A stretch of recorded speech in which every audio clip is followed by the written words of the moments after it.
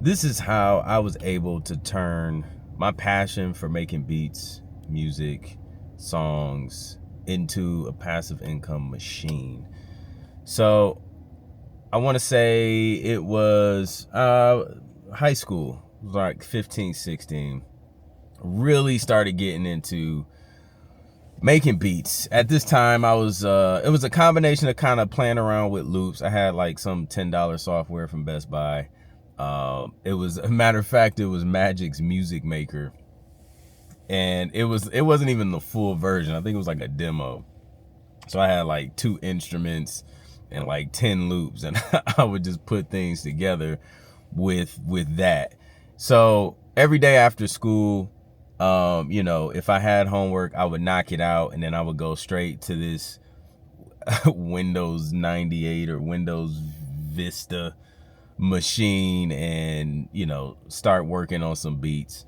And I did that like consistently every day. And then it was a combination of that, and then I also had like a keyboard that I would make beats on. And eventually I started getting fancy and figured out how to get the keyboard beats onto tape and CD and all that stuff. But I would do that, and I had a lot of fun doing that. Like, that's what I did for fun when I came home from school, and really started to fall in love with the process of putting music together, man, and seeing it through to a final product.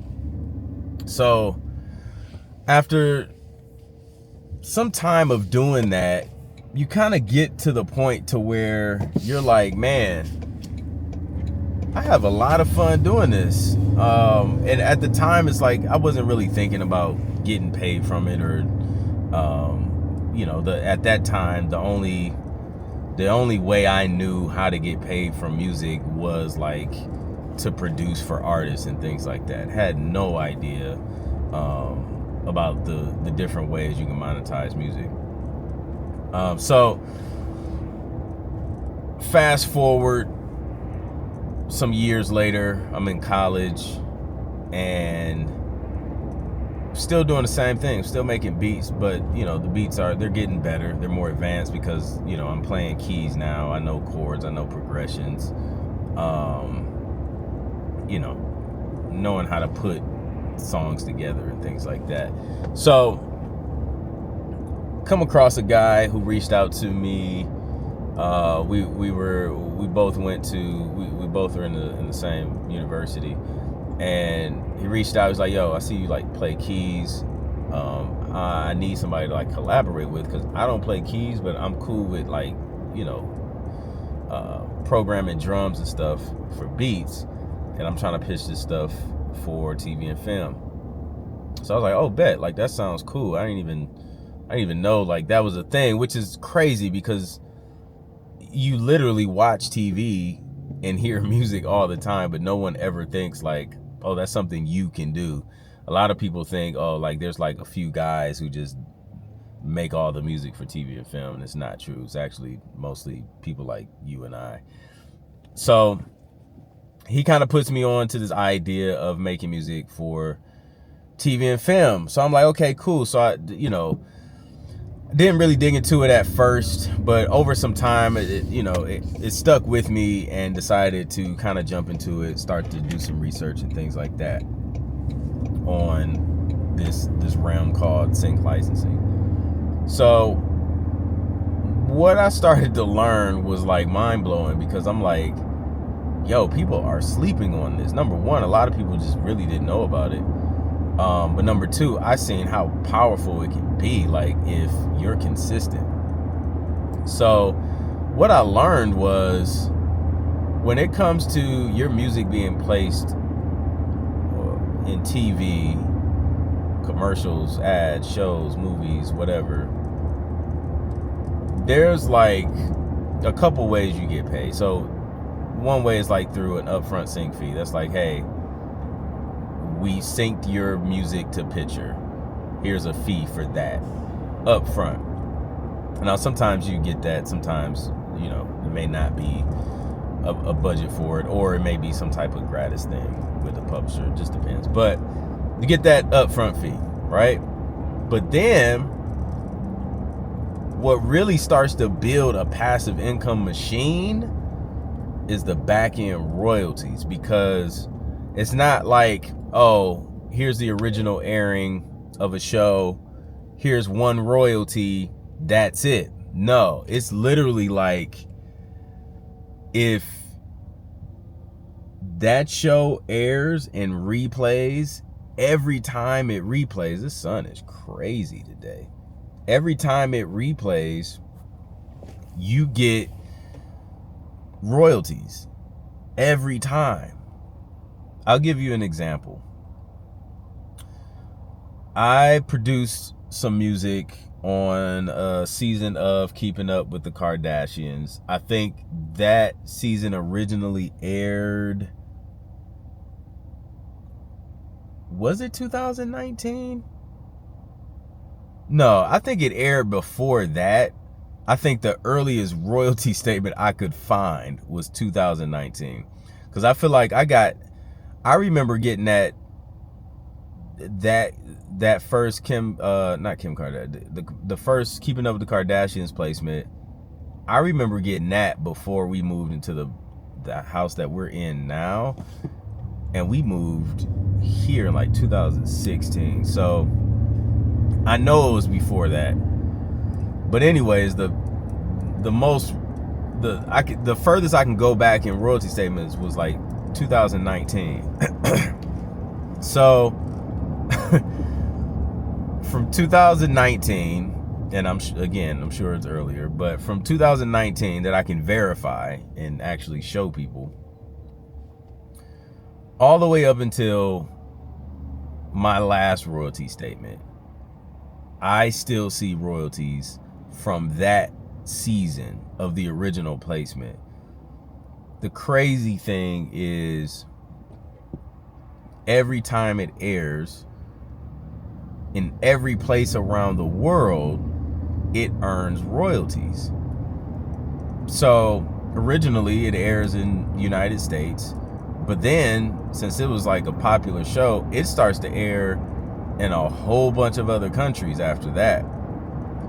So it just doesn't really like slow down. Now the amounts vary because, time of day and, the territory and all that stuff. But they just keep coming. And that showed me like, okay, this is where the power is, because, for a lot of those tracks, I sat down for, a couple hours, few hours, knocked them out, and I was done. Send it to the publisher publishes it. I'm done. I'm moving on to the next project. But that music is still working for me till this day. And that's how I was able to build just like a passive income machine, that it becomes a machine because you continuously feed it. As long as you're creating music and that music is getting published and you have good relationships with publishers and things like that, it just continues to feed this royalty generating machine, and it just creates something that's just working for you while you continue to work on new projects, while you continue to work. If you still have your 9 to 5, it's still earning for you. Like, and it just doesn't really, it doesn't stop. Like, it just really does not stop. As long as you're continuing to feed that thing. I mean, I think even if you stop, it's gonna take a little bit for that to dry up, but it's just really powerful. Now I know, like, most producers, the challenges in like getting that first placement, getting that first publishing deal, that's the hardest part. And if you don't know how to do that, download my free Sync Producer Quick Start Guide. I'll walk you through the steps on how you can get to that point, because that's where a lot of producers get stuck. That's where I was stuck at the longest, like learning, but just could not move the needle and get into that first sync publishing deal. And there were some things I needed to learn, and I share those things with you in that free guide. So hit the link in the description, download that. I'll leave it in the comments as well. But these are things that you have to do in order to get to that point. And then once you get the publishing deal and you're working with publishers that work for you and do a good job at exploiting that music in a good way, then you can start to build this passive income machine called royalties via sync licensing. And that's why I love it so much, man, because, you know, I'm all about working smarter, not harder. And this allows us to work smart. It allows us to make a good use of our time. And it gives purpose to our music. It's not just like create music and then it's just sitting on your computer like it was sitting on mine for all those years since I've been working on music for college. Now, mind you, the music I was working on in high school and college, it was trash. It was not ready for anybody to do anything with. But, you know, I had to hone the craft and get and make good music. But yeah, that's how I was able to do that, just by being consistent, building relationships with companies that serve TV and film clients, which is like the cheat code. A lot of people want to go directly to the source, or they want to find the music supervisor, they want to find the film producer and all that stuff, who has like nothing to do with a lot of the decision making process when it comes to the music. And they just end up getting frustrated because they don't really cover any ground. But, you know, I like to go the route of how can I plant myself where these decision makers are already looking. It's less work for them, it's less work for me when I just partner with publishers. So that's what I'll show you how to do in that free guide. So download that, and I'll catch you on the next one. Peace.